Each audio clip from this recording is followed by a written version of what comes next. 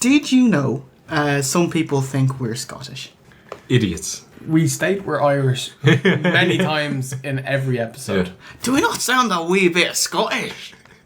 Can you give us a rendition of "We're not American" in American? We are not American. What is this? That's like the liberal cunt American. No, do your Matt Hardy. We are not American. It's yours, man. Fancy giving us an English accent? Alright. Ooh, lad, we're not English. Oh, we are not French either. And we're not from Northern Ireland either. Mustard choppy. Let's go some pictures. I can do The Undertaker. We're not The Undertaker either. Not The Undertaker.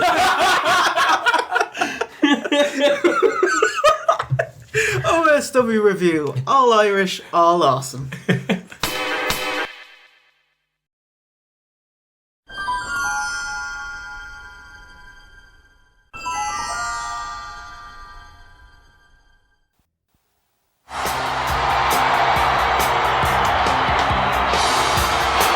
Welcome to the Motor City! Welcome to Survivor Series! They're roaring in anticipation of tonight's event and perhaps roaring in outrage over this past weekend's brutal attack by Jake the Snake Roberts on the Macho Man, Randy Savage. We'll take you back now, show you exactly what happened. Then we'll also take a look at this week's startling announcement.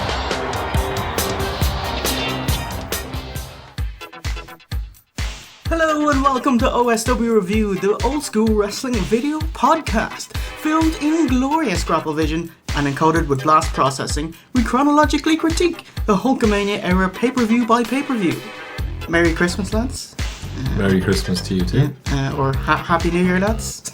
No. It depends when I'm releasing the show. This is your host, Jay Hunter, Mr. One Take. Take 3.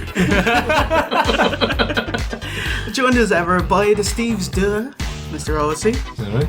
and V1. Alright. It's the 1991 Survivor Series, and it's coming up right now. I've had my eye on you.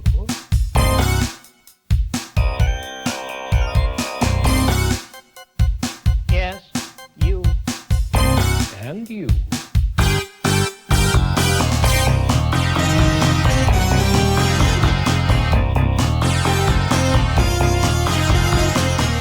Yeah, have you been on the site? Got like some awesome reviews from the last show. Yeah? Yeah, and I asked them about the length, what they think of the longer show, and they loved it. And the best comment was, "I love the length, no homo." I love that. I would imagine that the length is like the greatest barrier to entry. But once you get past your first entry, it would make you happy to see a longer one. Once you go long, you can't go wrong. It was like, is it no homo or no homo or no homo? Question. Survivor Series 1991, The Gravest Challenge. November 27th from the Joe Louis Arena in Detroit, Michigan, home of the Legion of Doom. The attendance tonight is 17,500, with 300,000 TVs tuned in at home.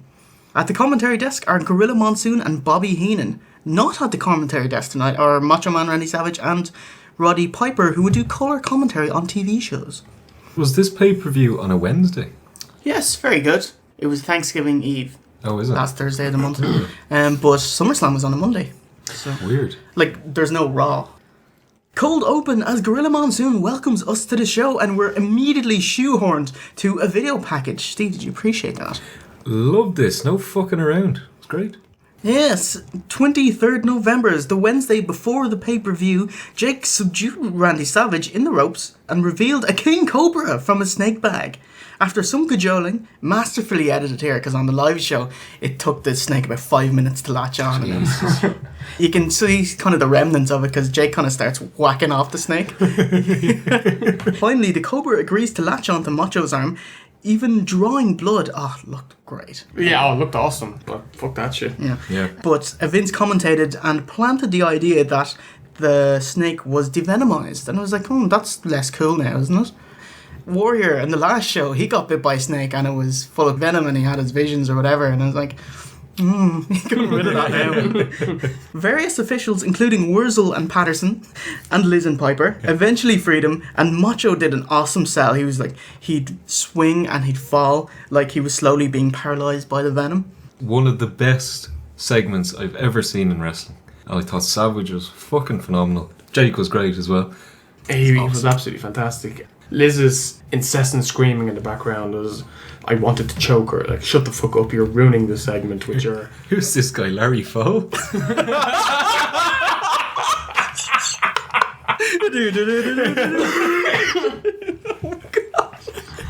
Oh my god. That will set the tone for the game. I thought it was over the top, and I didn't think it was appropriate considering how many children were in the audience. And I still wouldn't agree with it today. They wouldn't do it today. They wouldn't even do this in the Attitude Era, would they? Like, this is. They did this in the Attitude Era, didn't They did, but they didn't show it. It was backstage, Triple in a H and room. Austin. Triple H was left alone with a rattlesnake, and then they just cut to the back, and he's like, rah, rah, and he comes out next week, and he's got the venom scar. Oh, well, that's. And then he pulls completely it off and said, I didn't get bit at all. I get you, was it Matt Tracker? Oh, Mask. Yeah, Oh, Venom. yeah. Do you like that? Love it. Very good. Amazing, but pretty disgraceful to show this. Alrighty. Afterwards, Macho Man put up a 900 number asking fans to call in and demand his reinstatement. And President Funny Jack Honey coalesced. He agrees. And he states that Jake is suspended tonight. Macho Man, yes, he's reinstated, but not tonight. The next show. Not the one you paid for. So, yeah, for the first mention of the night, they'll fight at this Tuesday in Texas in 10 days' time instead. It's like they only have A show pay-per-views at the moment, so this is their first foray back into B shows to test the water, see, will you pay for a cheaper pay-per-view and swerve you, and we'll give you 10 days' notice? What do you think? Maybe. Yeah. The way it's worded, it makes it sound like Tony is not letting Macho compete, because he just said, I talked to his doctor and I can't in good conscience send Randy out there to wrestle. And it's like, you talked to his doctor, is he cleared to compete or not? You know? It sounds like he is cleared to compete, but nah, fuck it. Next pay-per-view, mate. Yeah. Tony has also banned reptiles from the ring, meaning, unfortunately, Ricky Steamboat fired. However, it does mean that Bad News Brown can bring out his possums. Excellent. We're talking Ric Flair sport in his first Survivor Series. The brilliance of the $1 Million Man, the power of the Warlord, and the outright cruelty of the Mountie. Piper, I'm not just gonna slap you. All four of us are gonna slap you. Woo! Like the man said here, this is the unbeatable combination. You got the law right here, baby. You got the power right here. You got the money right here. And you got the class of the real world champion, Ric Flair. Virgil, take a look at how much this is shining, baby. I want my belt shining like that when you bring it back to me. Tell him, Warlord. Everyone on this team knows exactly what he has to do. You, Brace Bulldog, will be no exception to that rule. And you'll find out that only the strongest survives in the end. You know why we're gonna win this match? Because we got good psychology.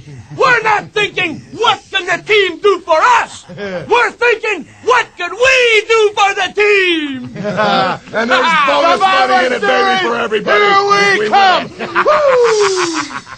Yes. No. Yes. No. All right, let us run down the pay-per-view. The first Survivor Series elimination tag match. The Intercontinental Champion Bret Hart, Virgil, who doesn't have the $1 million belt anymore. Yeah. Hang on, $1 Million Man's got it. Shit. And the British Bulldog, and the returning Roddy Piper, who seems to have it in with Flair. $1 Million Man. He has the belt again. So 6 days before Survivor Series, DiBiase versus Virgil for the belt, and with the aid of new heel Barry Darsow. The Repo Man. Yes. AKA. And a belt shot later, Ted DiBiase has regained his $1 million belt and, yeah, fuck off. And they're taking on the $1 Million Man with Sherry. What was she wearing? It's like she had like a swimming cap, but had gold beads on it or whatever. It's awful looking. Yeah. Next up, the Mountie Jacques Rougeau with Jimmy Hart. And they're tagging with the Awesome Warlord, clad in a new, awful, shiny shoulder affair. What did you think of that? I thought it looked cool. No. Horrible looking. It would look great if he was a cartoon character. And he has a new manager, Harvey Whippleman. See, Slick is off the TV now. And team captain, the real world champion, Ric Flair, accompanied by a 90s shell suit clad, the injured Mr. Perfect. Perfect. He's wearing a red shell suit, under which a purple jumper, under which a luminous green t-shirt. He looked like a packet of Starburst. When he comes out, and the crowd are probably, most of them haven't been to a WCW show, so they don't really know his catchphrase. So it's kind of more who, then woo. They've just seen it written on a page. Who. As we see that President Jack Tunney's office has blurred out Ric Flair's title. Was this the WCW title? Because it did not look like it. It looked like a WWF tag team title to me. That's exactly right, yeah. Really? Yeah.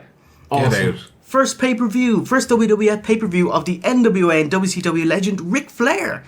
Let's give you a quick backstory about this lad.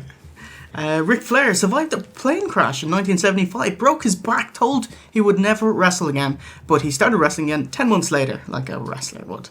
He had a quick stint in Vince McMahon Sr.'s WWF in 1976, and he got his first world title in 1981, relieving Dusty of the belt. So the true Iron Man of the mid to late 80s, wrestling from anywhere between 30 and 90 minutes with Barry Windham on house shows. He created the legendary faction, the Four Horsemen, in 1986 with Arn and Ole Anderson, Tully Blanchard, and managed by J.J. Dillon. And much like Hogan in the mid 80s, his promo and characters were like light years ahead of everyone else. And in 89, he had the trio of matches with Ricky Steamboat, which are lauded the best of all time. I bet you if we review them, they'll be shit. And in 1991, Jim Herd thought Ric Flair couldn't draw and handed him the Spartacus gimmick and the pay cut. And Ric Flair told him to fuck off. And so the Nature Boy jumped ship to the WWF, and here he is. So, what is this controversy with Flair and the big gold belt? That's a rhetorical question. I'll tell you. WCW. Alright, let's just bring it back to 1927. This is when it all began. Frank gotcha. WCW, that is the wrestling company which was formed when Ted Turner bought out JCP. And the NWA is the commissioning body that ran the territories. Now, in 1989, the territories were pretty much dead, so WCW had the exclusive rights to the NWA title, the big gold belt. So the WCW champion was the NWA champion, and in 1991, they were both Ric Flair. So Flair left WCW in July, so he was stripped of the WCW title, but the NWA still recognised him as champion until he signed with the WWF in September. So from July to September, he's going around with the NWA belt, and they're cool with it. Meanwhile, WCW, they made a new ugly belt. State of it. I don't know it at all. I'll have to show you a picture. Awesome. Here, it's on the screen there.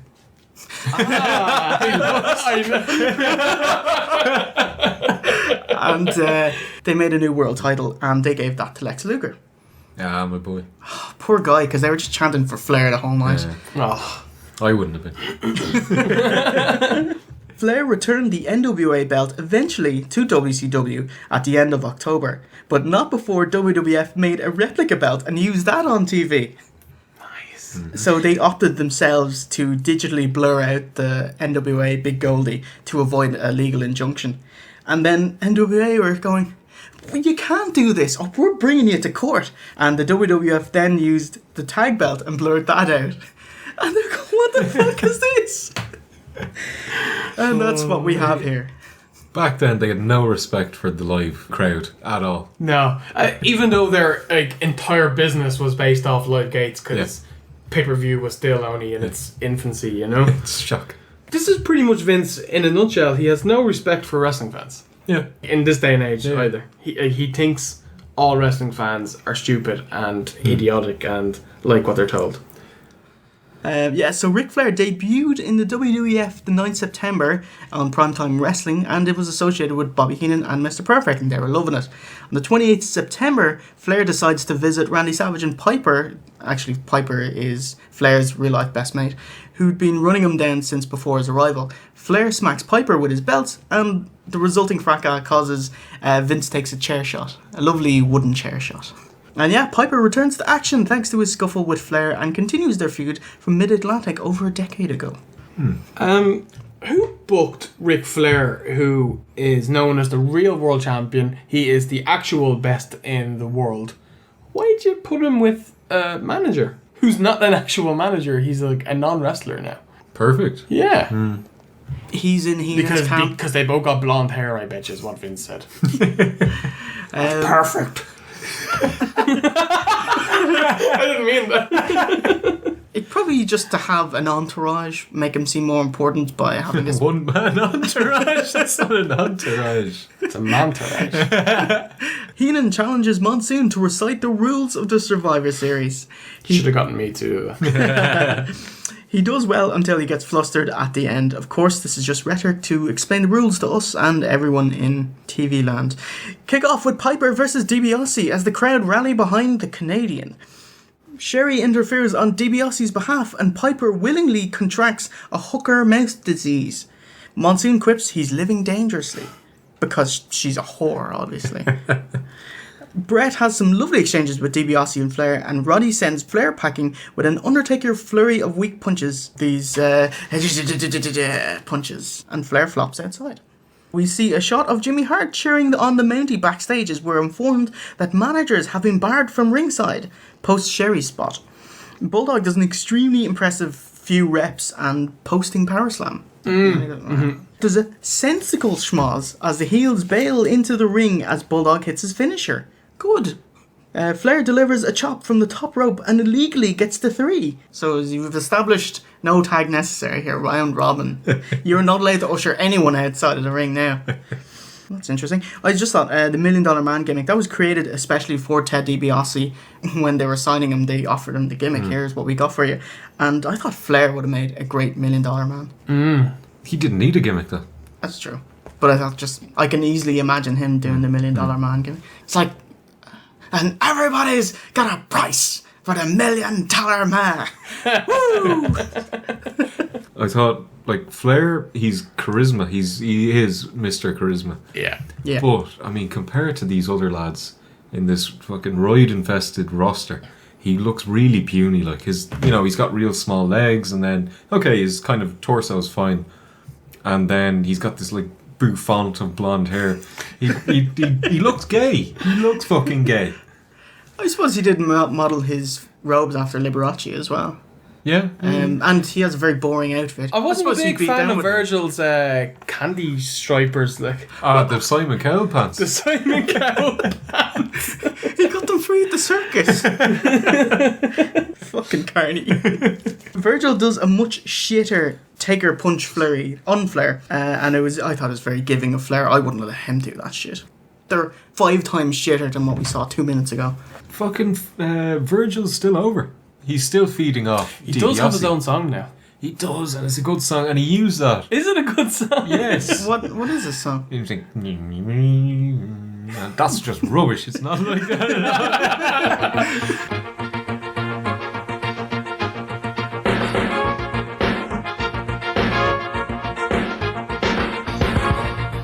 Virgil was still using that when I went to the point in '94. There. Nice. Love it.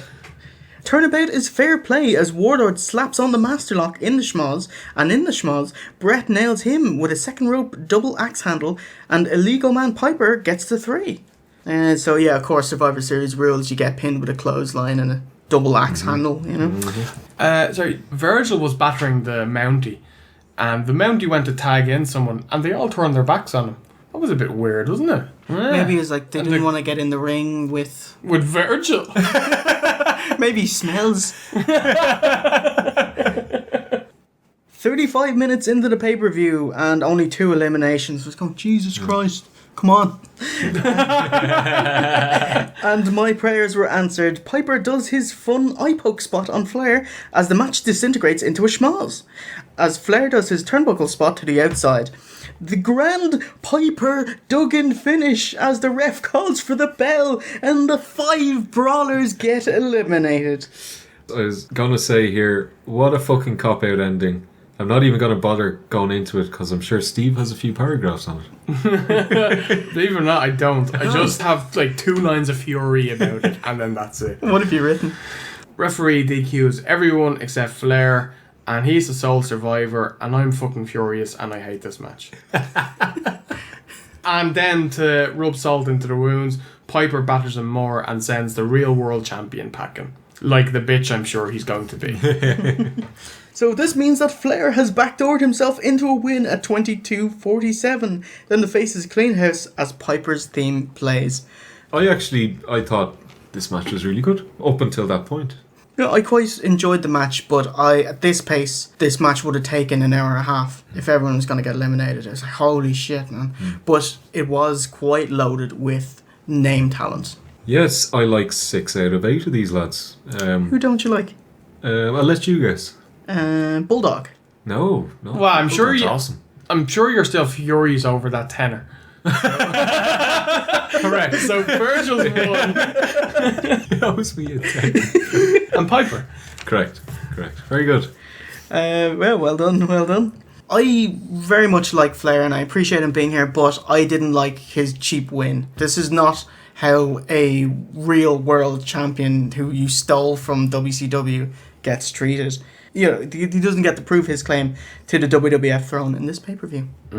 So that was kind of disappointing. That makes perfect sense, but I thought anytime he was in the ring, the match just went up a level. I really enjoyed that stuff. I totally agree with that, yeah. I thought he was great. I just thought the booking of him was really poor. He pinned one guy in this match, but he pinned him with a really bad top rope elbow drop. Where's your figure 4? Is Piper not letting you do it because he's been using it, or are they building up to a figure 4 match, or it's just... Of course, they're leading up to it. Yeah, it's gonna be Ric Flair versus Greg Valentine.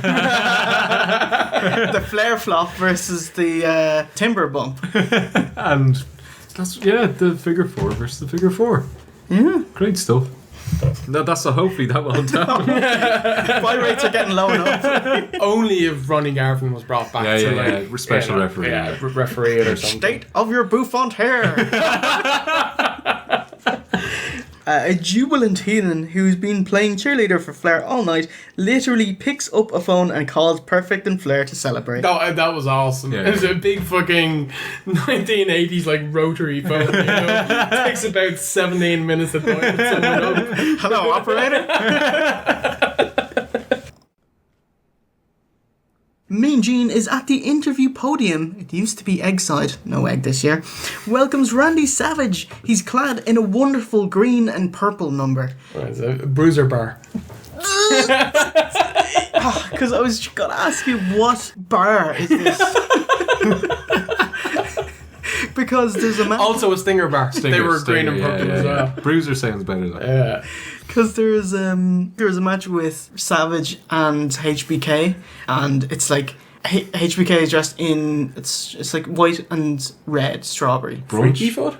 Oh, so he's a freaky foot or freaky foot? Remember, well, there was freaky foot. It was like a big red and white foot with a big chocolate toe. Had gout. So Randy Savage dressed as, it was like he's a wibbly wobbly wonder. It is good. Max the Lion just cracking one up. He says that 97% of the thousands of letters to Jack Tunney have been pro-reinstatement, so 3% trolls. Yeah, that's great. Were there trolls back then? Trolls was like a new thing. Do you remember the Royal Rumble 1991? It was Slaughter versus the Ultimate Warrior, and everyone asked who's going to win the main event. Everyone said Warrior, Warrior, Warrior, Warrior. Sergeant Slaughter, number one. You fucking trolls. We'll get to Sergeant Slaughter later. Yes. So, yeah, 3% people took the time out to write a letter to Jack Tunney to say no, keep him on the bench. Yeah, they actually liked him on commentary. Oh, God. He says hearing Liz cry during his attack was the worst pain, as I said that. he did. He agrees with me. He probably said it before you. Not in this episode. Exactly. As he plugs his return match at this Tuesday in Texas, Liz predicts failure at the show. That's number 2, by the way, for just mentions of Tuesday in Texas. Oh. And we will lose count. Oh yeah. No, of course Liz says, yeah, he'll probably win, hopefully. And Did you notice that serious business, Macho Man, bitten by a snake, poisoned, and they're all smiles, and Liz comes out and she's like, oh yeah, she does all that. I was pie.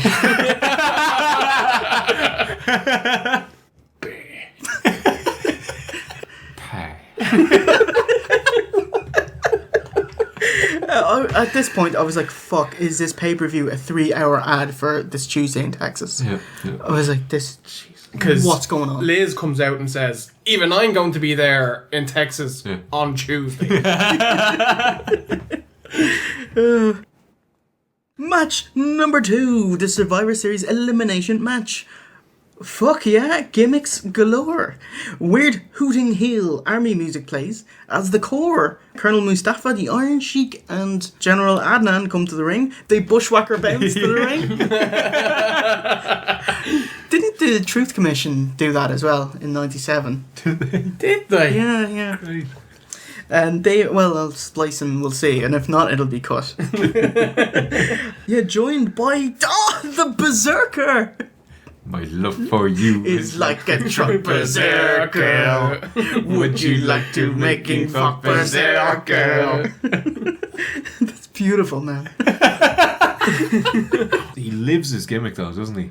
When nobody's watching, he's still doing his, what is it, Hoss, is it? Hoss. Oh yeah, he's yeah. So, yeah, the Berserker here, aka the Viking, John Nord the Barbarian, whichever you like. He was in from the AWA on the Pacific Northwest, and he had similar manners, and gimmick was a tribute to Bruiser Brody, who was stabbed to death in a shower after a wrestling match in Puerto Rico. It was horrific. That was a disgusting scandal. Supposedly that ruined wrestling over there. Rightly so.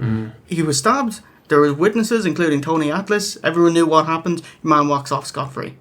And fucking Atlas comes back a few years later and works a few dates. Well, Atlas can't rat him because then he won't get his money for work in Puerto Rico, you know what I mean? Yeah. Just how it is. The Berserker, he won his matches by count out. He throw people over the top ropes, and that's his preferred method of winning. And wait patiently. We call it the Duggan. And shouting Hoss as He well. probably won't think that's great if he ever gets into a title match. Very low aspirations. Very happy to have a payday. What did you think of his sword and shield and horned helmet and furry boots? All amazing. All amazing. I think this gimmick would have been so much better if it was put on someone else. Because this guy doesn't look menacing at all. He just looks like an upbeat homeless man. I think that's quite kind of early 90s, especially seeing a new generation era. Everyone's pretty positive and happy. No one's threatening or angry. Like Yokozuna, he never struck me as an angry bloke. He looked like a lovely guy. That's, man, be great going out on the boozer with him. Unless you had to carry him home. Next lad, the Skinner. Much like the Berserker, the Skinner. Skinner! Skinner! You ruined him now. I didn't even think of that one. Skinner makes his pay-per-view debut, but sat out SummerSlam. He used to tag with Stan Lane as the Fabulous Ones in the AWA, but here Steve Kern is a yokel alligator hunter from the Florida Everglades. They're running out of gimmicks, aren't they? Yeah. I have something that might change your mind about it. Alright, so his gimmick is he chewed and spit tobacco and used an alligator claw as a foreign object. Okay, you know the way Bossman feuded with the Mountie, and that's like the mirror match of heel and face?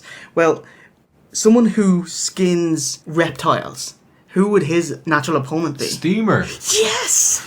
Ah. They feuded on TV, but Steamer was gone by Survivor Series, so they don't get to revisit it here, unfortunately. Good stuff, though. I thought he looked cool. I thought he looked far more terrifying than Berserker. I thought he looked like the littlest lumberjack from Ring of Honor. Oh, but Grizzly Redwood? Yeah, sounds good.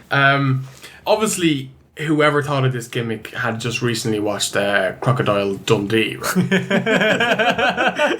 Jim Bone and a blonde wig. He would have been perfect to play him. Fucking Wurzel in there. It's a shame he wasn't Irish that you call him Crocodile Dundalk. You're always talking about Crocodile Dundee. Because I wanted to have him in dog. It's a gimmick I thought of about 4 years ago. I just keep pushing it. Crocodile Dundalk will take off. This match hasn't even kicked off. Oh God! Look who's out next. Yeah. Who's the next Old man lad? Hercules. You fair long black days. He looks so awful, this man. It's like, I think I made a note at SummerSlam that in the 3 months since we'd last seen him, he'd taken a bit of a nosedive in terms of image. Lads, what do you think of him now? Where are we now? 20 pay-per-views in a row? Number 19. Will he get to 20? Will he get to 20? And does Tuesday in Texas count? That's the other point. Yeah, it is. It's If on pay-per-view. Right, okay. It Will he counts. get to 20? Hopefully, fingers crossed. Yeah. All right, so When's it on again, Steve? yeah, and the remaining half of Herc and Jerk, the menopausal Hercules, clean shaven and shave those sideburns. He's looking well old. All right. Versus the face team, the Texas Tornado, clad in Ken Shamrock's black and red robe. Ken Shamrock had a black and red robe? Yeah. And a red and black robe as well.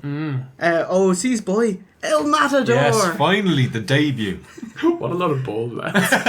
Hey, Tito Santana, how about that? Arriba! Very nice.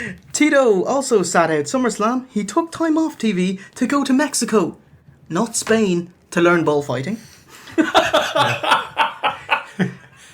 Thinking it would help him in the ring. This is all good stuff. If somebody comes charging towards him, he can step out of the way and then get battered. And what have I got? I like his pants. He's got brand new shiny pants. Yep. But he still can't get over. No. Nothing's getting this guy over. Unless it's some kind of review show 20 years in the future. It's funny with Tito that Garvin was just that bad that he became good, but Tito was never that bad that he became good, if you see what I'm saying. Yeah. I absolutely don't see what you're saying. I think you're a cunt for saying that. It lets you know that Garvin was good because he was good. Hashtag Garvin for Hall of Fame. Hashtag Garvin for Hall of Fame. They're tagging with Hacksaw Jim Duggan and the fucking turncoat, a face Sergeant Slaughter. I have written here, Slaughter is face, how, when, why, promo package, reasoning, anything, please. When they're all doing a huddle at the start, like the faces are doing a huddle over in one corner, and Slaughter was there, I was like, Jesus, the idiot walked over to the wrong fucking team. What's going on? I remember looking at the graphic and I was like, which is the face side? Yeah. Who turned her? After jobbing the Hogan twice on pay-per-view, WWF aired a vignette of him going, please take me back, America. And that's enough to turn your face. So he apologised for affiliating with Iraq, 28 September Superstars, and over the following weeks he would go on location to various US monuments, and he'd campaign that I want my country back. and that's the segment.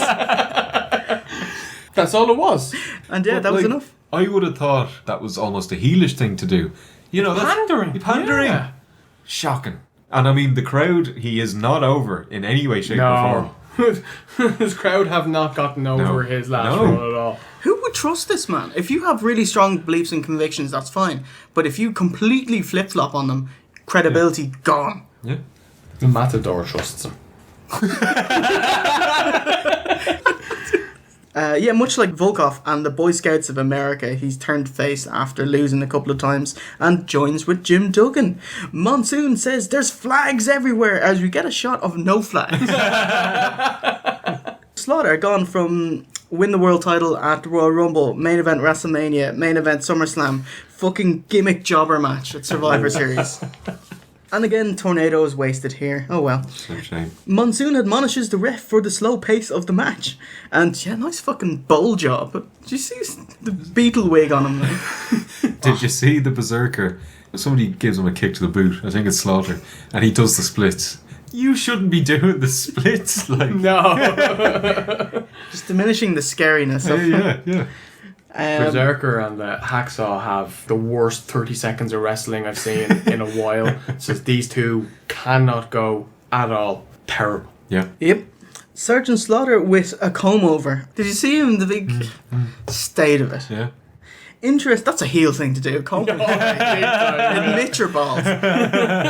Interesting seeing Sheik and Duggan in the ring again, since they were initially both fired and suspended for killing kayfabe by being caught in a DUI segment back in '87. They're better rivals at the time. They got pulled over because they're swerving in the car and they find to have cocaine, marijuana, and under the influence driving. And the whole world found out, holy shit, wrestling's fake.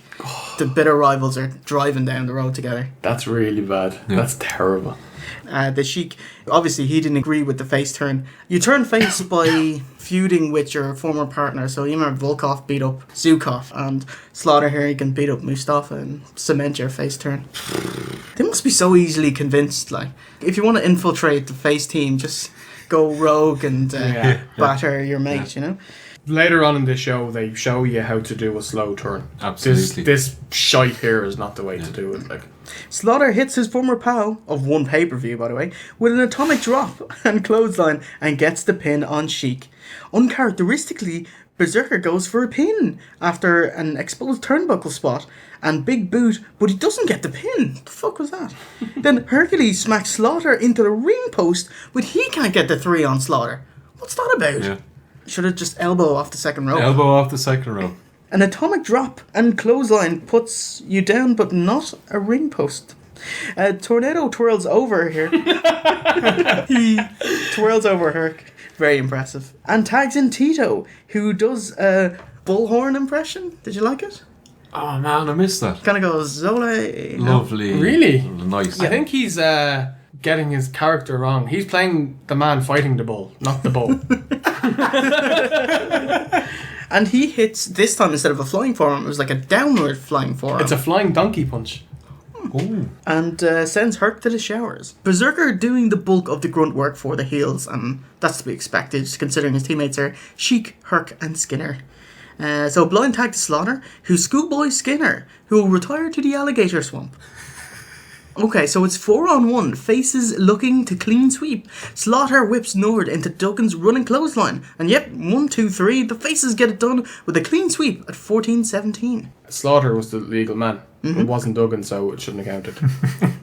This fucking match, lads. Yeah, Jesus Christ. So, yeah, what do you think of this match? Yeah, a load of shit.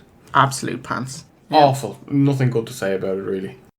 Just before we go, I was going to say, storyline-wise, there was a bit of reshuffling right before the pay-per-view because Neidhart was supposed to be on the face team and he was bumped off the pay-per-view and he was replaced with Slaughter. So Anvil could sell the beatdown by Flair and the Beverly Brothers.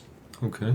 And likewise, Hercules got a payday, number 19, filling in for a debuting and departing Big Bully Busick. Who? Is that Black Top Bully? Not Big Cock Bully, No, it's shame. Big Bully Busick. Yeah. He was a carny street tough with a bowler hat, red turtleneck, and impressive mustache. He was like, Yeah, he sounds like a turn of the century English circus guy. Yes, he was. Of course, they put. But it's 91. 1891. So he'd go to, there's a plant in the crowd, some kid with balloons, he'd get the balloons and pop them or releases, and they go up, and it's like, oh. It's like, It sounds absolutely awful. it was and is. Yeah, so his biggest contribution to the WWF was his manager that came in with him, Harvey Whippleman. He was feuding with Sid and the Brooklyn Brawler, oh, I'm the bully here, prior to leaving. Both Anvil and Brucie are featured in the November 91 series card preview. But they're gone. Can we just see a picture of him? Thank you. I'll splice some footage to fucking... He looks exactly like you'd think a carnival tough bully would look like. I think it's a rather interesting gimmick. Put along the lines of he's demented. Yeah. Not that he legitimately is. A bully from the 20s. Yeah. Frozen in the future, but found in the past. Call Heyman. Get him in here ASAP. Cut to a hilarious post-match pre-tape of the faces complimenting each other, touching each other's dicks, while plugging the Coliseum home video release. And Duggan tries to get a Way to go, team! Way to go, team! Yeah! way to go team, way to go team chant, and it fucking dies a death. Trust me, trust me, trust me, trust me, trust me, trust me, trust me, trust me. Another Mean Gene interview segment, this time with Randy's opponent, heel Jake Roberts. And his jumper. Well, it is Christmas. I'm actually used the same jumper he wore the last time we mentioned it. But now he's got bin bag trousers as well. Black Rain would be so proud. So we get the heel Jake Roberts, son Snakebite, Avec cowboy boots, leather jocks, and a wonderful Christmas Gansey. Cut to a child with a nicer Christmas Gansey. It was white and had a reindeer on it. He was like, oh, fuck you. And he had that awesome Trust Me heel song. Yeah, it was cool. Mm-hmm. He maintains his innocence as the two plug this Tuesday in Texas. An odd blank Silver Vision banner pops up, and presumably hiding a graphic plugging the show, because you can't order the pay-per-view in 2012. All right. 2013.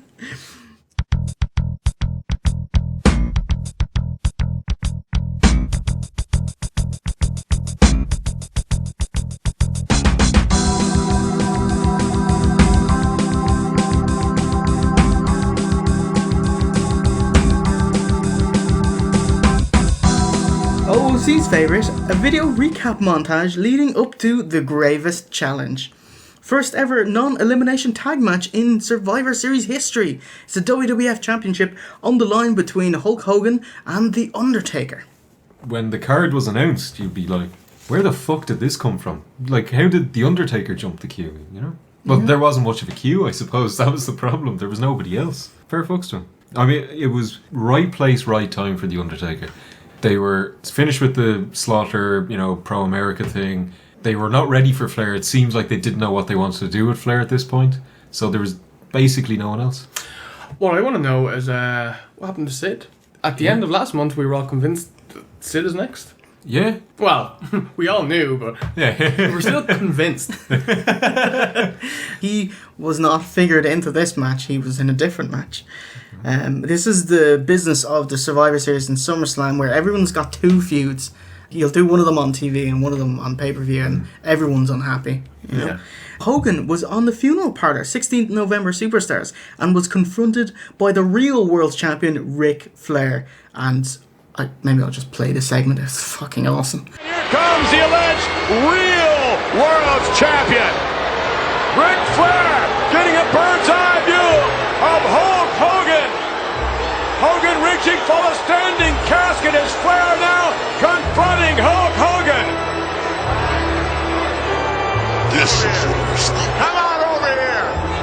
You know how long I've been waiting for this very moment, big man, huh? Hey, you know how long the real world champion has heard the name Hulk Hogan?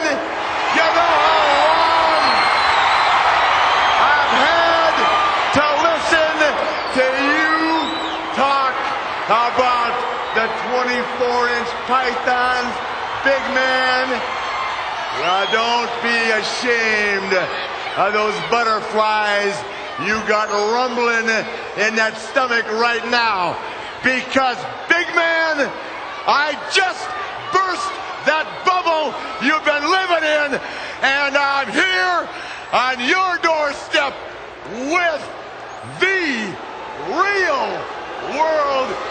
Championship belt.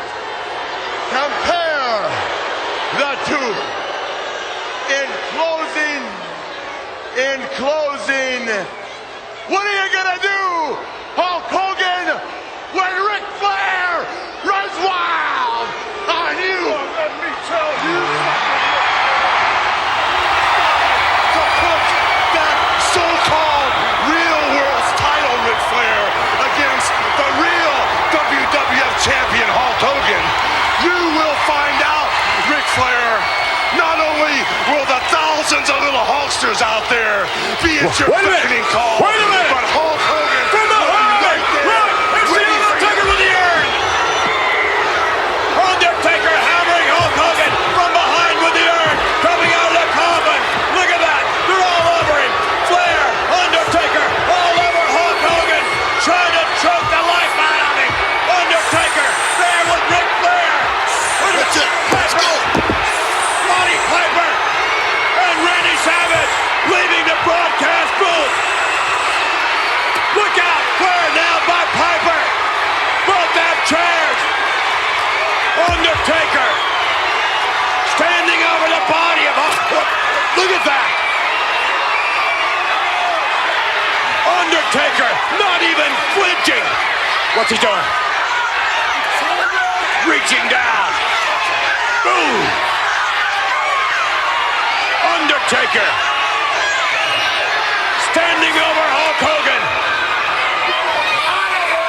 Get him out of here, we're gonna kill him! Ric Flair, the Undertaker.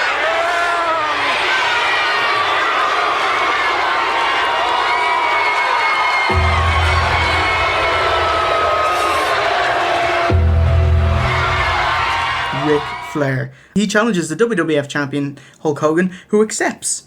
And he's still got the NWA/WCW belt, but it's poorly digitized. Taker emerges from the casket and lays out Hogan with an urn. The heels double team as Macho and Piper leave the commentary desk and come to Hogan's aid.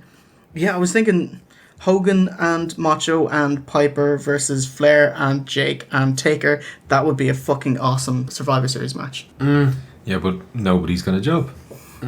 Put in Slaughter Yeah. Yeah. and Duggan. Garvin. No. There's Hall of Fame. two things that I thought were worth noting in this segment. It was a great segment. Hogan and Flair facing off. Hogan with the world title, Flair with his world title. But Flair has been going since, the 70s? We're now in the 90s. You know, I'm sure his stuff with Steamer was amazing, but at this point, you would think he would be on the kind of the downslope of his career. He was going 20 years later, so was Hogan, but you weren't to know that at the time. Well, yeah, like both of them at this point are still past their prime. Yeah. You know? Yeah. Hogan's gimmick is a lot further past its prime than Flair's is. Flair's is quite fresh at the moment. Well, it's fresh but for us. His stuff with Oh, well, Steamer was only in '89, and him doing his 19 It's also matches fresh was for 2 years ago. Like. a lot of the fans. Yeah. As promos are awesome as well. Absolutely. The other thing that I quite liked Savage and Piper coming out with the chairs. Flair and Taker no-sold completely. You'd expect Taker to do it, you know, but Flair, he just kind of went, yeah, got away. Then after that, they just were, I'm not hitting you with a chair again. Maybe try again, you know? Well, I suppose baby faces will hit you the least amount of times necessary. Yeah, you know? yeah. Doesn't strike blood feud to me. No, it doesn't. No, stop that, you. So we end that vignette segment with a shot of Hogan with his cross on his chest and the chain on the ground. I thought it mirrored Andre doing the same to Hogan before WrestleMania 3. Do you remember? Grabbed his very chain good. and dropped Yeah, it. yeah. He must draw inspiration from Jesus and America. And probably He never both. talks about Jesus. I'll say That's your true. prayers. What am I Yeah. saying? Well, of course, say your prayers. Well, Jesus is American, so it's, You've seen him in the jumpsuit. Taker versus Hogan, yeah, that was the hope since Taker's debut. They always had big plans for him. And it was penciled in around SummerSlam. And then it was cemented when his house show feud with The Warrior outdrew Hogan and Slaughter over the summer. So this was thought to, we'll build him up, we'll keep him strong. WrestleMania 8, Hogan versus Taker, it's going to be great. But it was all thrown out the window, fast forwarded when Flair hit the scene. And so we get this extremely messy booking. Jake and Randy are feuding now, so when Warrior left after SummerSlam, Sid replaced him in the Jake feud until they could convince Savage to return full-time. Wait, that hasn't happened yet. Never mind. The Gravest Challenge. The Gravest Challenge. No, that was... The Gravest Challenge. The Undertaker with Paul Bearer versus the WWF Champion, Hulk Hogan. Cut to a shot of a kid chuckling instead of being scared. Oh, Steve was right then. Yeah. We see a casket at ringside with a Hulkamania logo. It's pretty awesome. And then we get the entrance by Hogan, which is really cool. Gets a big pop. He comes to ringside and topples over the casket. And then he points and goes, "You!" to Undertaker. I thought it was a really cool entrance. The Undertaker at this point is undefeated, much like the Sheik, King Kong Bundy, Andre, Zeus and Quake before him. He was undefeated. Let's see how he fares. Hogan, he's not on form tonight. He's looking a little bit disinterested. I wonder why. We shall see. Also looking a bit slimmer. Yeah. Hogan takes off his bandana and then throws it at Taker. And it hits Taker. And Taker doesn't flinch at all. But Hogan does. It's really weird. It's like he throws it and goes, "Oh fuck, I kind of hit him there." And like, Taker just didn't give a shit. It would have been great if the bandana just planted itself on Taker's face. And he can't do anything. He can't sell it. Like, surely he'd be like... Hogan sells to start off as Taker gives the camera a few eye-rolling holds. Multiple Taker doesn't get knocked off his feet spots. Taker slaps on an endless facial claw. It's not a patch on the Magna Claw. This is the same claw that Kane brought back when he came back with his mask. Did he get booed relentless? Well, he did by me anyway. Yeah, that would kill the crowd of lesser characters. But no, it's fine here. And did you see the biggest Hulkamark in the crowd? Front row, decked out in May. Waving the crowd on. he was pretty cool. Yeah. Year 8. You were a grown man. Yeah, shut up. Never mind. No, I took offence to this, lad. You were cheering the fucking stalwart of a cunt that won't let anyone else have the world title. No, I didn't appreciate this, dude, at all. After a lovely flying clothesline, we see Taker worshipping the urn, which has a massive dent in it. Oh, presumably from Hogan's oxbutt. Blammo! Taker hits the tombstone, but fucking Hogan gets up immediately before he can go for a cover. This is the point where you're worried for Taker that he's going to go the way of the earthquake and eventually end up in the oddities. You know, this is borderline for Taker right here. He needs to win this match or he's going to go away very quickly. When the earthquake took out Hogan first with his earthquake splash, he was out for a few months. He hasn't hit the tombstone yet. This is his first tombstone. Yeah. And it's... On the version that I watched, there were boos for Hogan throughout the entire match. And the boos reached their loudest when he was getting up after his cell job. So the fans had fucking none of it. Although, to be fair, up until that point, I thought Hogan was putting Taker over quite well. He was getting battered. And that makes the tombstone all the worse. But that's his gimmick, though. You know, the gimmick that I'd never sell. Like that's That I won't also put you Taker's over. gimmick at this point is the no sell. They should have a three-way with Hawk then. I'd be still going on today. One of them's dead. Still got the Boo. Yeah, Hogan works the crowd for a big slam to Taker, which signals the closing sequence. Flair comes to ringside as Hogan sells an ankle grab by Bearer, which he didn't do. Bearer must have missed his cue. Hogan clocks Flair and resumes his spot, which Bearer gets right this time. Grabs his ankle. Taker opportunistically positions Hogan for a second tombstone as Flair offers a chair for Hogan's head.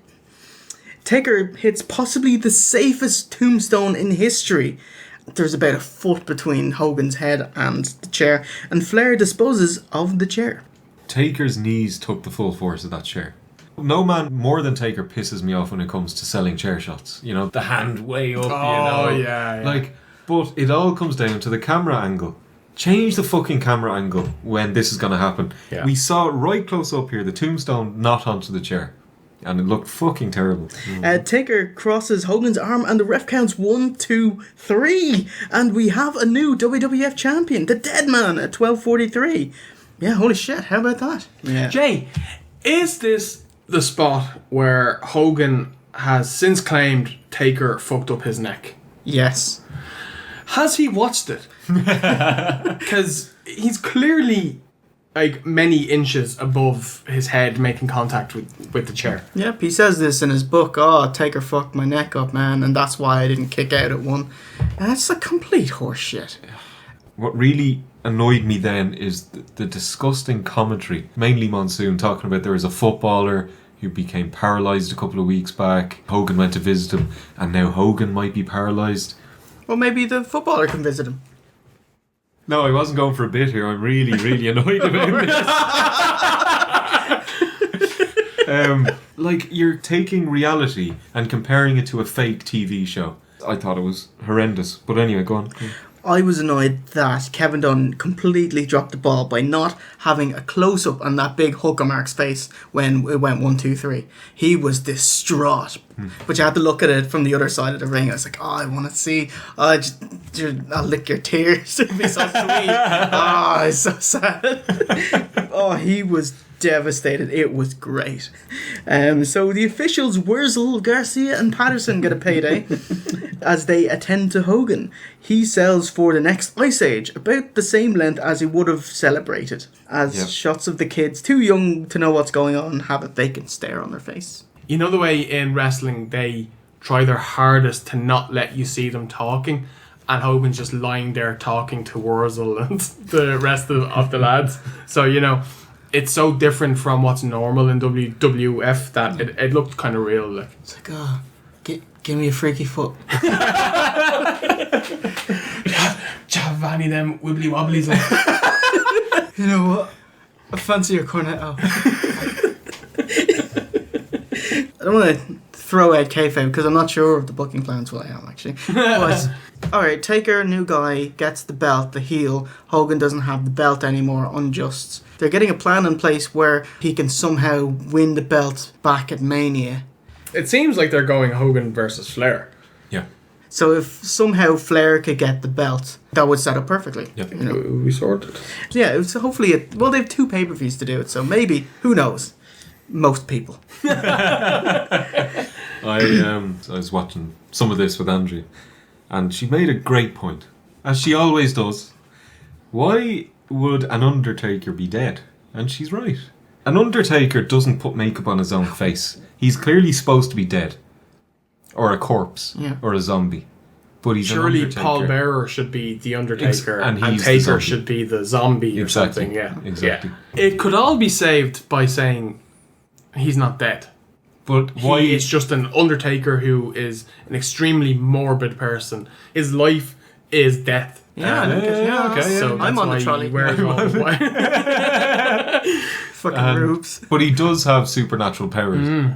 Is he the reanimated corpse of an Undertaker who used to work in Paul Bearer's gaff?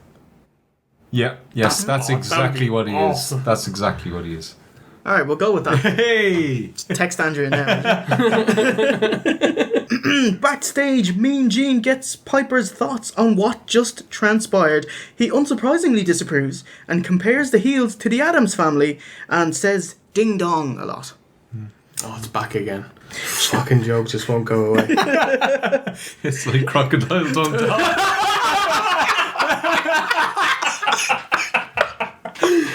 You're just jealous you didn't come up with it. That's all.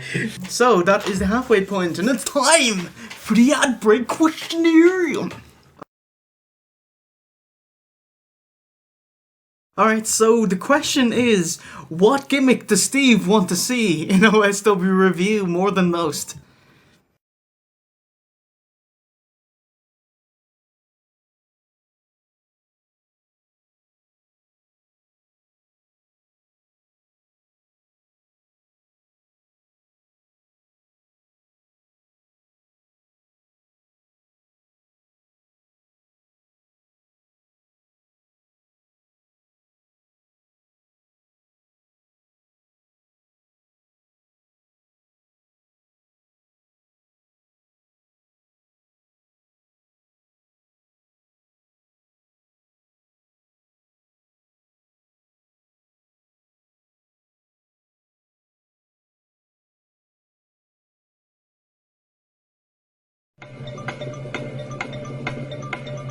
Now the question from the Outbreak questionnaire was, which gimmick does Steve want to see in OSW the most? The answer is...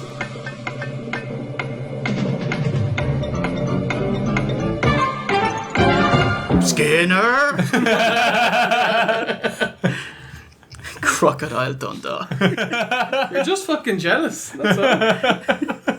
Fucking Chaz horses. Sean Mooney is with a jubilant Ric Flair and Chuckle Brother, Mr. Perfect. Flair in the Heenan camp is a perfect fit. Flair, in classic Flair fashion, derides Hogan, saying he's not immortal and whose championship is in the coffin of Hulkamania. What did you think was gonna happen? When I arrived here, I told Hogan face to face he was short-lived. And by God, he is. Little babies out there now, tears in their eyes. Mothers looking at their fathers, wondering what next. Well, I'll tell you, all these years you believed in Hogan. You may have said your prayers. You may have taken your vitamins. You may have gone to the end of the earth with him. But now it's all over.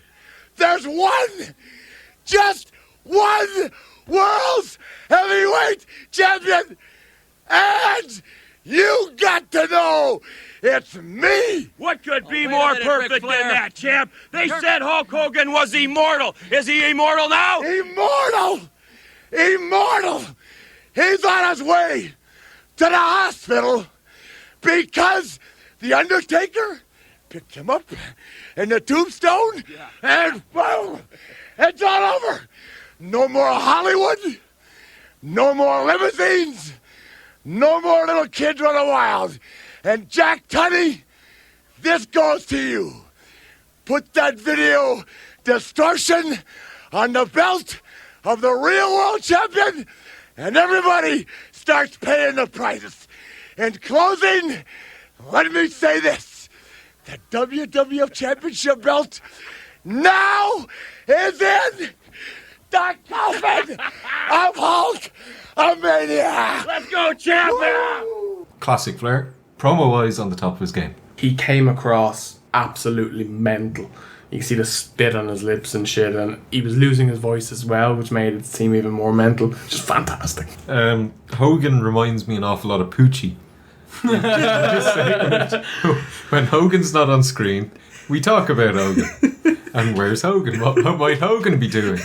Like, we got a new world champion, and we're just talking about Hulk Hogan. Yeah.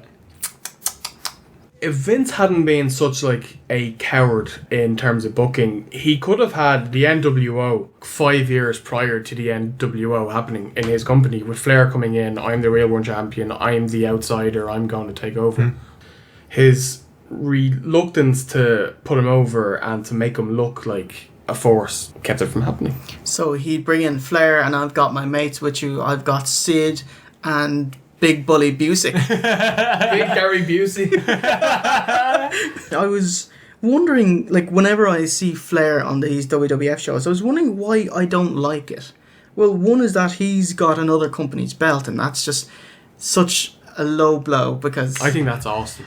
it's a symbol of their company and you've got it, and well, it's really not yours. But the other thing I was thinking, Flair is the first guy in the WWF that they're promoting as a star outside their world. He is a ready-made star. Everyone else they practically built from the ground up, or the mid-card up. Texas Tornado from the mid-card, Randy Savage from the mid-card, Ultimate Warrior from the mid-card. Hulk Hogan's been there since 1983, so yeah, this is the first time it's like, hey, we've snatched someone from the competition. It's like, hang on, there's competition? Because I don't think we got WCW in Ireland, no. So I thought WWF was the world, if that makes any sense. So I agree with your point about, it's weird bringing another belt into the WWF, because I think a few years later in the new generation era, they brought in like the NWA tag titles. They had Rock and Roll Express or Midnight Express, and that felt really weird.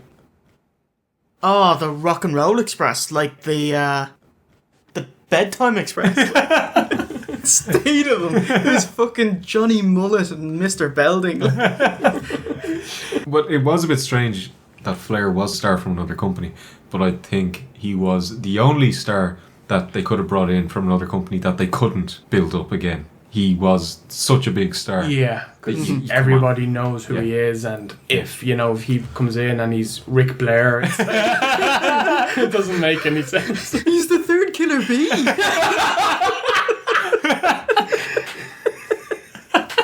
Mean Gene says that the whining Hulk Hogan is caucusing with President Jack Tunney.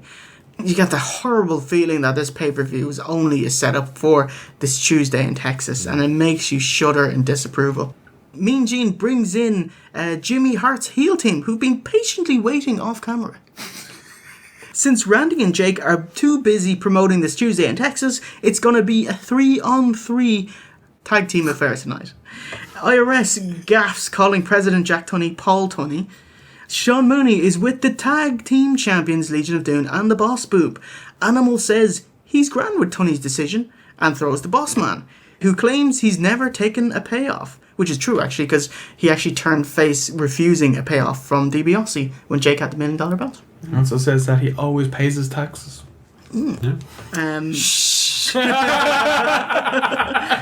Hawk says the heels will be reduced to the equivalent to a pile of soggy, soiled, fly-covered sweat socks. Hawk is incensed when Mooney cuts him off during his catchphrase. We'll have reduced you to the equivalence of a pile of soggy and soiled and fly-covered sweat socks. Wait a minute, I'm getting Mooney, don't you ever! What a rush! A rush for us! A bum trip for you! It was great. What a rush to the faces and a bum trip for the heels. And our fifth vignette in a row, Jack Tunney, who feels like he'll lose his job over this between the snake biting fiasco and the world title finish here. He just sets up a rematch for a shocker this Tuesday in Texas between Taker and Hogan. Fuck you. Gee, this isn't a TV show we're watching, but apparently it is. Yeah. At least they're not using a pay-per-view to build up a TV show. TNA using something you pay for to build up something that's free is worse. Yeah. You've screwed everyone that bought this pay-per-view hoping for payoffs, which you've given them up till now. It's like, no, you don't. How? Will you pay for it? Yeah. No. A third of you might. I don't know. Maybe if the title match ended in a DQ, you'd be right. The new champion tonight is payoff for tonight. Oh, right. Yeah. Right. That's fine, then shut up about next week. Stop hustling me. I already bought this show. It cost me $25. Match number 4. It's another traditional Survivor Series elimination match. It's the heel team, Bo and Blake Beverly with the Genius, along with the Nasty Boys, Knobs and Sags with Jimmy Hart, versus Trouble Down Under. It's not an STD. The Bushwhackers, Luke and Butch, and the forgotten tag team, the Rockers, Marty and Sean. Man, it feels like forever since we've seen these lads. And here they are with 3 other pissant teams. Butch still looks jacked. Yeah. Sadly, no Genius promo before the match. No Genius anything. We got to see him get in the ring and that's it. I was really excited, but it didn't last long. I'll tell you what, Steve, I'll scour Superstars, I'll find a Genius promo and splice it. Yes! Hold it, here comes the highlight of the entire week. Let's listen to it. These unfortunate non-entities who've just been introduced are headed for a fate they don't deserve. For soon the Beverly Brothers will be facing this big test, and the cervical vertebrae will fail to serve. The Bushwhackers will follow on this pathway to paralysis, new victims of these men from Shaker Heights. The Genius feels no pity for the soon-to-be extinct, because that's the price you pay for wearing tights. The Beverly Brothers, they're in from the AWA, that is all. The Rockers, on the greatest booking plan there is, the losing streak, and being off pay-per-view. They're on a rough patch, but they make up, and things seem to still get worse. Yeah, so potentially, Jay, the start of your favourite wrestling angle, the tag team breakup. Where's Tito? That's what I want to know. A death spot match post Hogan. Who gives a shit? No one, but it turns out that the match is incredibly important. Really? Alright, we'll go through it. The Kiwis hit 2 battering rams and the heels regroup on the outside. Some drunken lout stands on a chair and takes over the shot and goes, hey! It's good. I didn't see it. Yeah. Butch works the crowd to no avail. The crowd are still recuperating from Taker and Hogan, as was I. I'm done. You've given me an emotional boner. You've given... this pay-per-view was peaked. This is like when they do a match after the Royal Rumble match and King Haku and Harley Race are wrestling or something. Oh, jeez. Or there's a tag team match. Who cares? The Beverly Brothers hit a tandem spike slam and job out Butch. Marty hits what's possibly the worst monkey flip I've ever seen. It wasn't awful. It's just the worst one you've ever seen. That was awful. It's not like he kicked them and they just landed on each other and bang. It's more like a monkey flop. Sean gets a backslide on Bo, who was doing all of the heavy lifting up to this point, and he's jobbed out. He can go to the showers. Sean had a nice clothesline from the apron and then a super kick to each one of the nasties. That was pretty cool. The Rockers start cleaning house, but a stray boot to Sean's face as Marty picked up Sags and nobs schoolboy Sean. And the Rockers, you must be loving this. The Dissension. As the commentators plug the WWF magazine article querying such. Sean's unhappy. Marty's trying to get it work, but Sean is obviously more pissed off about this. Fuck Monsoon for calling the beginning of the Rockers breakup. Fair, okay, they might have been teasing it beforehand, but He called it, yeah, he keeps going on about Marty's alligator arm when reaching. Crocodile Dundalk. Boys, everyone wants him. Would he have a feud with Skinner? He fucking would. And he'd win. And he'd take his arm as a trophy. Marty's alligator arm, when reaching for the tag so Sean could tag out, he was not retracting his arm. His arm was outstretched. Whereas Monsoon wants to read more into this or tell the viewers, oh, look what's happening here. And then But whose side is he on? Exactly. Yeah, exactly. I made the exact same note as Steve. I was furious listening to this. It's in the flow of the match. It doesn't seem like it's intentional. So let it happen itself. You don't have to fucking jam this down our fucking throats. Unless you're Snuka. Oh, jeez. Woo woo. Murder that girl. Why did they make such a big deal of Sean walking out? Surely he was forced out because but they make such a big deal out of Sean walking out, but if he was pinned, then he's not walking out. What's he supposed to do? Yeah. You know? Yay, Marty! So it's 3-on-1. A valiant Marty versus the Nasties and Blake Beverly, the mustachioed Beverly. As Michael Cole would say, the numbers game catches up to Marty as Knobs pushes over Marty's small package and the ref doesn't see Marty grab the ropes. He can't catch a break. The commentators get over dissension, smellness. And the heels win at 23:04 in a piss break affair. Hold on. 23 minutes. Yeah, it felt long. That's the problem with death spot matches at the Survivor Series. They have to be long matches. A death spot match should be quick. Just let the crowd go for a piss and a beer and then come back in for another good match. Do you think Vince at this point was 100% behind giving Sean the big push? Or was he a little bit undecided about who of the two was going to, if you will? Whoever turns heel moves up. It's not really possible to move up the card without flipping. You can't go from jobber babyface to mid-card babyface. You have to flip heel and then elevate yourself, and then if you want to go to like main event, you have to go back to face or something. Vince was 100% behind Sean and said, I'm turning you heel. And he was like, yeah, I'd love a singles run. And Marty was like, I don't want to break up this tag team. Bit of foreshadowing for what would happen with their careers is that one of them does well and one of them's Shawn Michaels. One of them gets one job and the other one gets 20 jobs. It's Those 20 jobs. although he does have a great match with Kurt Angle about 17 years later. In the best of Shawn Michaels tour. Yeah.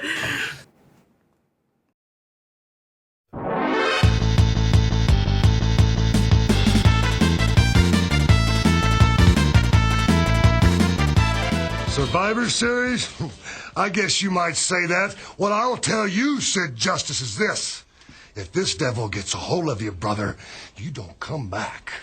Legion of Doom, you've got yourself a team, but look at the team that the natural disasters are on. We will survive. You have about as much survival chance as a holiday turkey. And Big Boss Man, you're a dangerous man. You're a tax cheat and a criminal with a badge. You're going down. So if you guys think for 1 second that you got any type of prayer that's going to save you from this, you're sadly mistaken, because in the Survivor Series, we will take no prisoners, man. We will give them to the devil himself.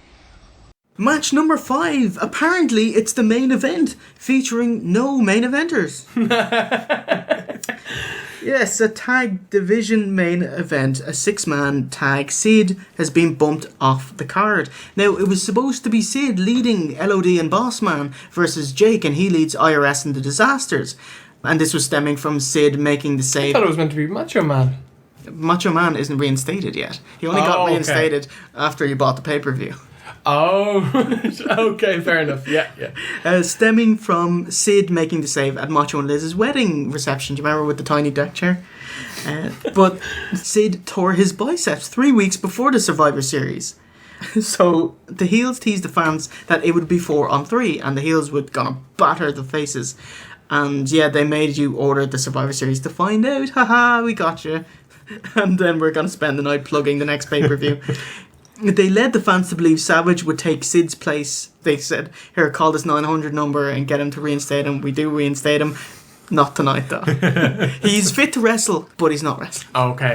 The more you talk, the less I agree with my own statement about 20 minutes ago where I said this show wasn't that bad. The more you talk about this Tuesday in Texas and all the little scams they had going into the show, the more it bugs me. I was thinking, the more you talk, the less I like you.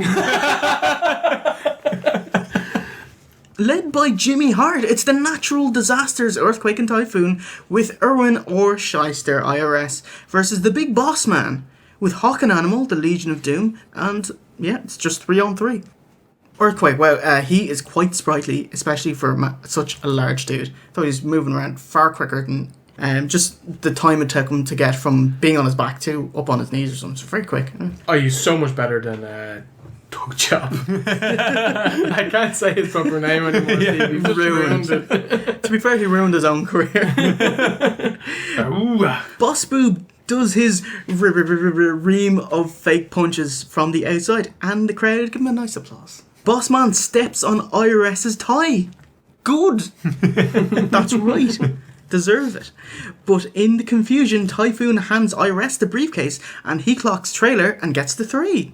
Big Boss Man's out, and the commentators put it over really well. Man, this is a huge loss. The Disasters in general pick off Animal as the weaker member of LOD. That was interesting. Well, Animal was always my favourite. He wasn't as much of a talker, but he was fucking built. I know Hawk was as well. I This thought guy he was had a big barrel belly on him. I always thought Hawk was the better of the two of them. He's Yeah. stout, you know. Jay, you're gonna have to make the. Who's better? Yeah. Well, I like Animal better. Really? Yeah. I think maybe it's. I suppose he looking did back, have but I that think amazing run with a Heidenreich, didn't he? Still got the room. Yeah, it's interesting. I can't believe he's Johnny Ace's older brother. I know. Who is? Animal. That's Joey Laurinaitis. Fucking way. Yeah. They look nothing alike. And they're not built anything alike as well. Nothing similar. Laurinaitis is a soft-spoken, tall, business type looking dude. And Animal is the fucking stout carny. Laurinaitis both looks and sounds like the chief in Generation Kill. He looks the same and he's got the horse voice. The horse voice.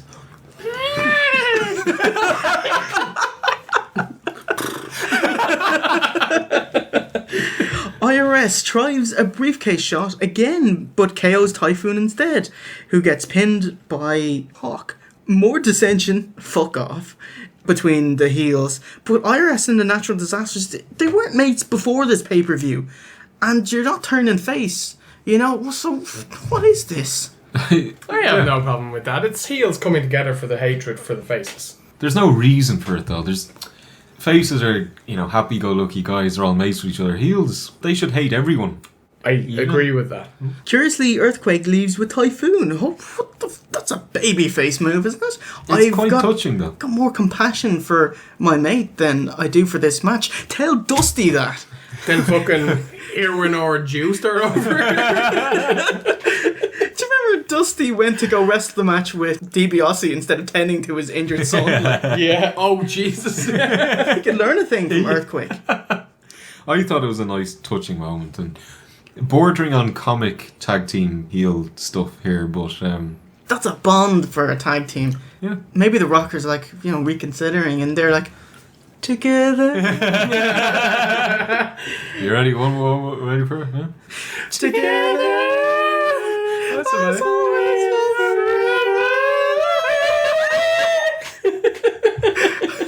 Give those men a record deal. That's all I have to say. IRS is left to the wolves with LOD, and Heenan postulates that maybe the crowd will get behind IRS and chant, Irwin. What a great heel comment. An unlikely, almost as unlikely as Triple H. Triple H. Fucking THQ will probably record our podcast for the next WWE 14. IRS gets trounced for a few minutes and decides to leave. Bossman has none of it, and Rotundo reconsiders. So Animal suplexes him back into the ring, and Hawk delivers a one-man Doomsday device, which is just a clothesline from the top rope. It's a shame. If he was wrestling John Morrison or something, he probably could have done the flip as well. Or Rikishi. I guess they were too fucked to do the millions of dollars Doomsday device. So they didn't want to get IRS up for it. But Animal's a big, strong dude, no? He's not really used to wrestling more than 3-4 minutes, though. This is probably well out of their depth.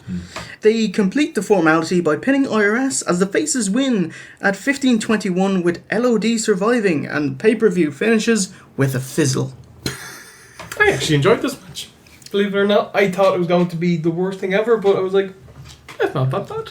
Well, with the guys that are in there, pretty much all 6 guys I like. Well, Tug Job being with Quake, I think, elevates him. Yeah. But on his own, not so much. Yeah, it wasn't the worst match on the card. That was the Bushwhackers. It was the second worst match on the card. Yeah, I didn't like this match at all. I just didn't care. Personally, I was still reeling from Undertaker and Hogan. It's like, you've done everything. The Intercontinental Flair has been out already as well, so you've got nothing for me here. This is, if you had Jake and Macho in here, or even Jake and Sid, I would have been more interested, but just as a stepping stone for, I don't know, are they building towards Mania for the natural disasters and LOD? We're far away from that. I'm not that interested in seeing it. Not enough to make there be Survivor Series this Tuesday in Texas, Rumble, and then Mania. This is not a let's build for 3 pay-per-views and do it, you know? Mm-hmm. Well, thank you, Gorilla. A few moments ago, I left Hulk Hogan's dressing room, and I can tell you firsthand he definitely has the eye of the Hulkster. He vowed this Tuesday in Texas he would indeed become the World Wrestling Federation champion again.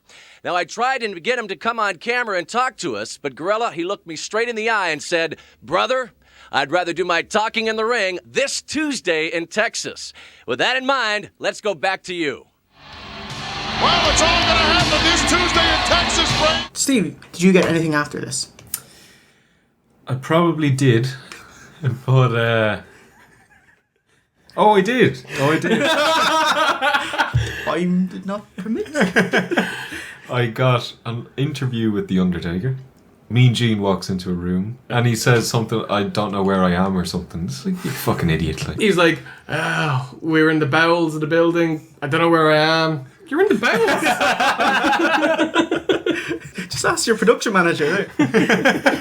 Yeah, so Coliseum home video, not exclusive because the live pay-per-view apparently got it as well. Gene finds Taker and Bearer in a misty boiler room as they plug this Tuesday in Fuck You one last time. Cut to a camera that's inside a casket. That's handy. And Taker says Hogan's burial will be this Wednesday. Fuck you. Hulkamania. It died at Survivor Series. Now, the only thing left is this Tuesday. The burial.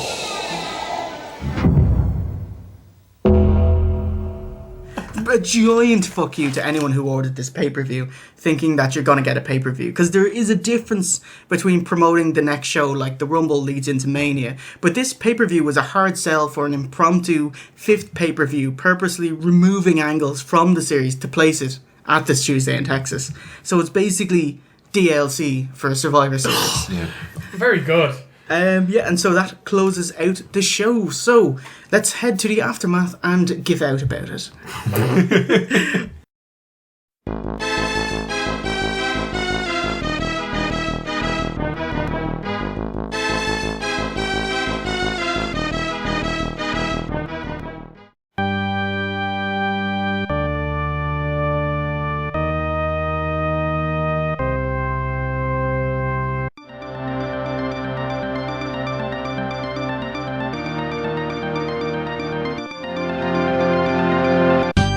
Any thoughts on the show? What do you think? Thought it was mostly poor. I enjoyed the first match. Not much else. No. The last match wasn't that bad. The title match, as I was saying already, was in a terrible place on the card, in my opinion. They were just doing it to plug the rematch afterwards. Awful. And I have a good mind not to watch Tuesday in Texas as a result. Coming up next Tuesday in Texas. I quite enjoyed the Gravest challenge. I love the fact that they lifted the embargo and having no singles matches on pay-per-view, because Survivor Series definitely needed it. It was a gun to the head having to watch these nonsensical lump them in tag matches with no solid finishes. But I actually think the match was over too quickly. It was only like 13 minutes. I could have watched that for another 10 minutes. I enjoyed it, I think. Oh, another 10 minutes of that mouth hold? Oh, get in there. They didn't lose the crowd. Well, the Coliseum, the crowd. The spiced crowd. Did they lose the crowd on the live version? Well, Hogan never had the crowd. It was a heated crowd, but it wasn't a Hogan crowd. Okay. Yeah, I didn't care for most of the matches here. Flair, it was great to see him, but I thought he wasn't showcased in the limelight that he deserves. Hopefully at some point he'll get a showcase pay-per-view. That would be awesome. There's a lot of substitutions and compromises, like Anvil is out and Brucie is out. I was looking forward to seeing him. I love Gary Busey. And Sid was out as well through his own fault. And you got pay-per-view debuts of the Berserker, awesome. Skinner, you're a jobber, but I enjoyed it. And Beverly Brothers, fuck off. And El Matador, how about that? You know, that was fun. Heenan and Gorilla, fucking fantastic, on form once again. Will you stop? Oh, he said it a lot in this show. Why don't you stop? Not as much as SummerSlam. Less bread baskets and kissers. I bought this pay-per-view and it's just an advertisement for this Tuesday in Texas. It's so offensive. It's fine for if this was a TV show, but this is a pay-per-view. It was really mean. Very mean of them. So overall, thumbs down. I wouldn't be as negative as you two. I'll just go over the things that I enjoyed on this show. Hogan not being in the main event. However, that's also one of the things that I didn't enjoy. Having a new champion being put over kinda well. I really enjoyed the Jake Roberts promo and Taker, with the promo package with the pulling off the crucifix and stuff like that. I enjoyed the opener. The main event was okay. The Rockers match was okay, but the angle going forward, I think, is a thumbs up. So the only things I hated on the show were the booking of Flair and Slaughter match. So this is an average show for me. This is like the definition of 5 out of 10 kind of thing. Cool. Well, we'll just give you a quick update on the Steroid trial. February 91, Linda McMahon, Vince's wife, gets a tip off that there's going to be a full-scale investigation into steroid abuse in the WWF. So they officially break ties with the drug-dealing physician, Dr. Zahorian, who goes on trial over the summer. And in July, they're getting all this negative press, and WWF sent Hogan to Arsenio Hall on his talk show, and he's expected to come clean and admit his steroid use. And, because Dr. Zahorian mentioned him, I sold it to Hogan, sold it to Vince, I sold it to Piper, sold it to Dan Spivey, and he just said, no, never used it in my life, no. And the media had a field day. They pulled their hair out and they just raked them over hot coals and just rah, rah, rah, wrestling, a piece of shit business, you know? Yeah, anyway, November 91, 2 weeks before the Survivor Series, they instituted their first real, more stringent wellness program looking for anabolic steroids. But guess what? If you got a positive result, they don't care. You're supposed to, you're positive? All right, just reduce them. That's your baseline, is it? You know, it's like, okay, your ratio is like 17-1, but we'll just keep that as your baseline. Once you don't go to 18, you're all right, mate. Oh my God, you're 14. You're in testicular failure. Terrible. Even though there was no real repercussions, a lot of wrestlers would go to WCW instead, where there was no testing, and no reprimand for positive results and failing to lower your TE ratio. They said positive TE is 6-1. That's normal in sports, and Olympic testing is 4-1. Supposedly, just a really virile man can be up to like 6-1. Alright, let's take it to the wrestling is awesome. Average face turn segment.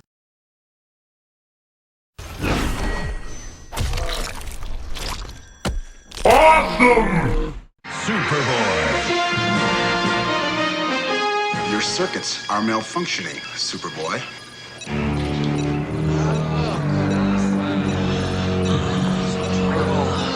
You know you were good in your day, but it's time for you to be replaced. Replaced? By you? Correct. And my first official act as the new Superboy will be to dispose of you. No, I won't let you.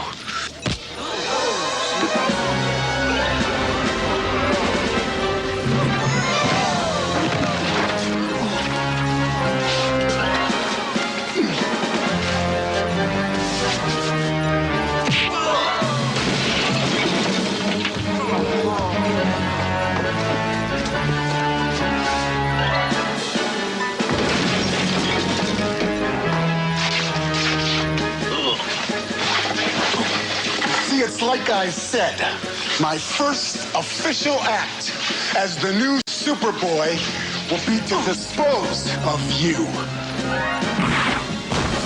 No!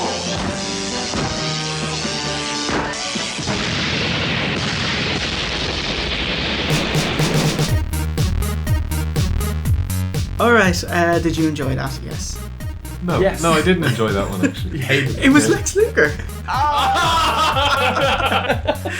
Okay, so it's that time once again where we say goodbye. Episode 24 is in the books. Good stuff, lads. Yep.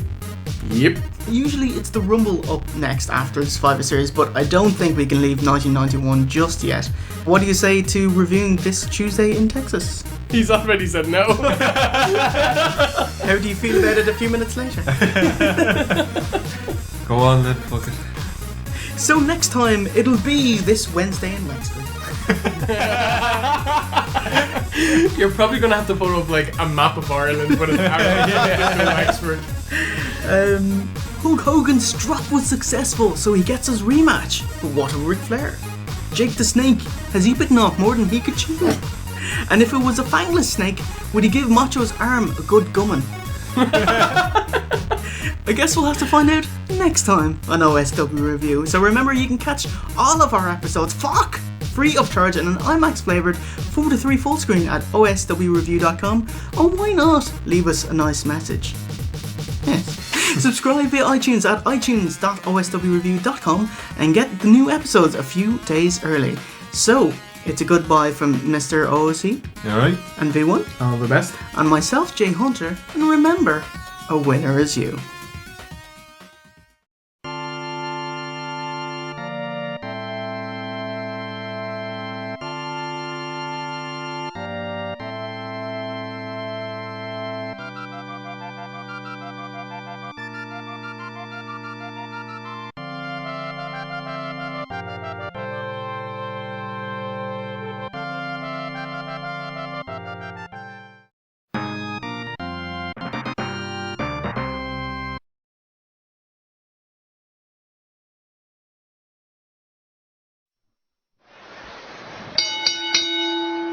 Ladies and gentlemen, the following contest is scheduled for one fall. Coming down the aisle from Canada, weighing 256 pounds, the Mountie.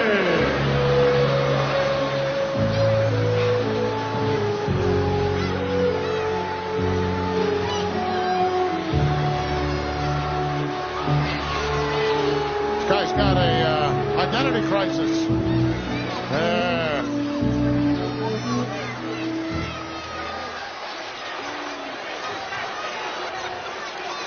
Well, the Mountie certainly and carrying around that identity crisis.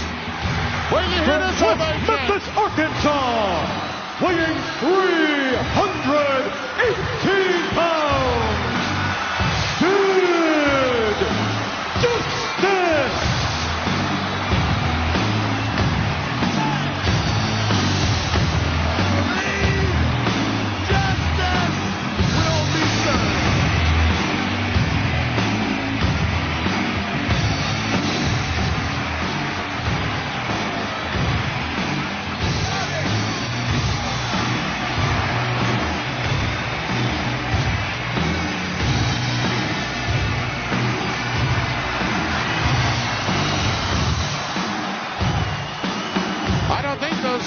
Is going to work on this guy.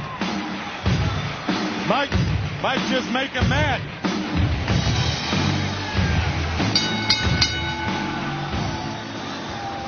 He even had a little smile on his face that he didn't have the other night at that press conference, Brain, when he found out who was going to face a Ric Flair at WrestleMania 8, and that it was Hulk Hogan and not him.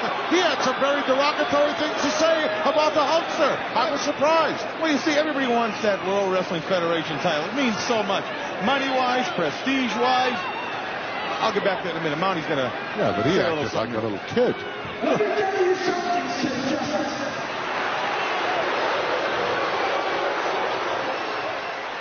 This Madison Square Gardens is my jurisdiction! Yeah, the local precinct, too.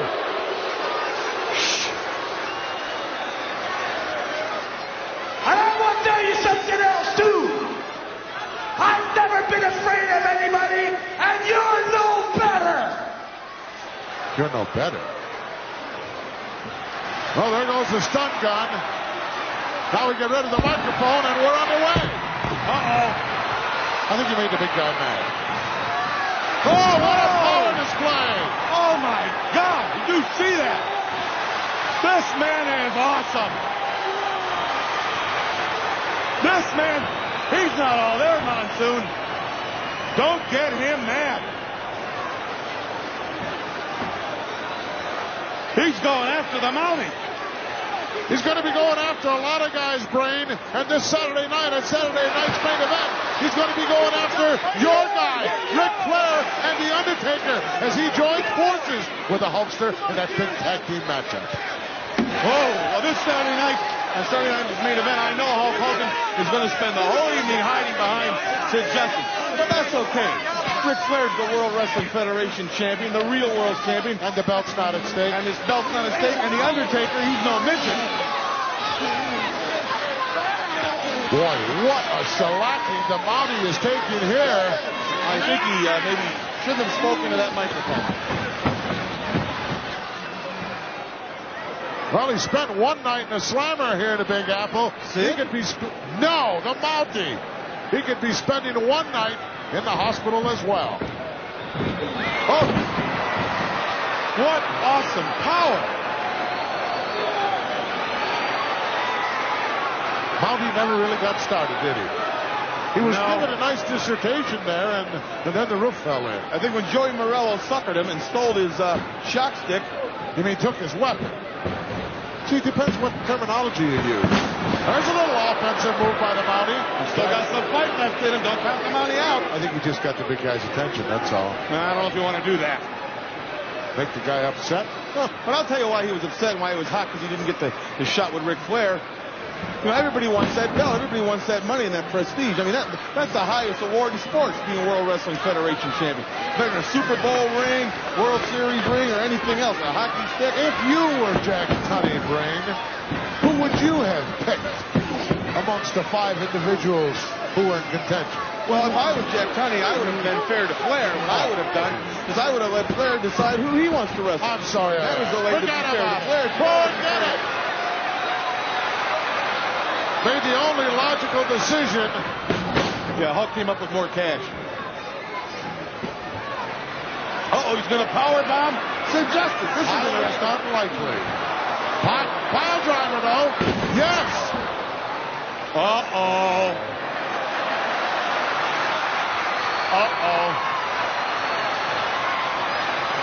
Mountie, remember where you parked your horse.